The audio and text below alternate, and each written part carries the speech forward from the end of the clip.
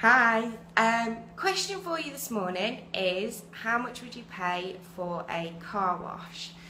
Now, when I ask most people that question, they tell me somewhere between £5 and £20, maybe 50 if they're having inside done as well. What if I told you there is people in the world selling car washes for £8,000? And that's true, it's on Google, it's got to be true. So Google the world's most expensive car wash, have a look at the articles that come up, go to the guy's website, it'll link you through to that. You can see all his different packages, £8,000, £16,000 for a car wash. Okay. It's all about the way in which you package up your product and service, and that's what we're going to talk about today in this video. Is all about the product and service that you offer. So, yesterday we looked at your pricing structure and we looked at whether or not the prices that you currently charge for your products and services will actually help you reach your income goals. Some of them, some of you will have thought yes they do, some people will think no they don't. You might be in a state of wondering which one you're going to focus on. Today what we want to think about is the product or service that you're actually offering. And here's the thing, there are almost an unlimited amount of ways that you could package up your product and service, and you could find different ways of delivering it, you could find different ways of promoting it, you can find different ways of negotiating on price. You can do all of that, but none of it really matters unless you know what your customer really wants. So you have to kind of figure out first who your customer is and what their real desires are before you can go on to create a product and service. And most of us do it the wrong way around. Most of us get the product and service first, and then we go off and try and promote it to people who may or may not be interested. What we should be really doing is finding people who we think are likely candidates for our product and service and figuring out what they do actually want.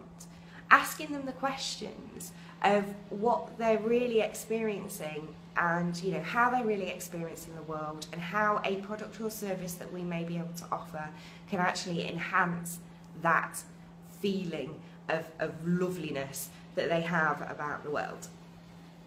So your product and service has got to add value to that person's life, and the only way you're going to know if you can add value is by understanding what their definition of value is. You're not going to be able to go out and create a wonderful product and sell it into a marketplace where there's no demand for it. So you've really got to understand what the demand for your product and service is, and you can do that by sort of testing pre-launches. We've done that with Tea Roulette recently, where we spent a few months just testing the marketplace to see whether or not it was going to be a concept that was as awesome as we thought it was. Turns out it is, and it's epic, and people love it, which is brilliant. But you don't know that until you've gone out and you've tested and you've tried in your marketplace, and the product and service might have to get refined a little bit along the way. So the reason that this guy can sell in car washes at £8,000 is because he knows that the detail, the meticulous detail that he goes into is what his customers want.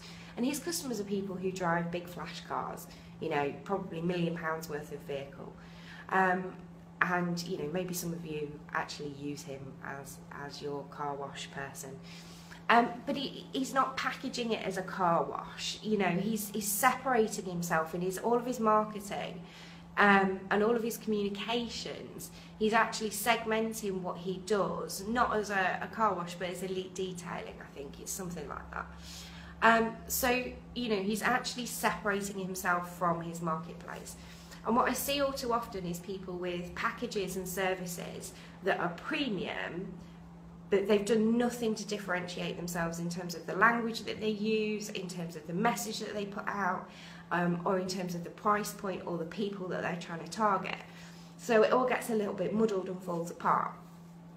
So when you're thinking about your product and service, you've really got to shape it around what your customer expects of you and what they need from you.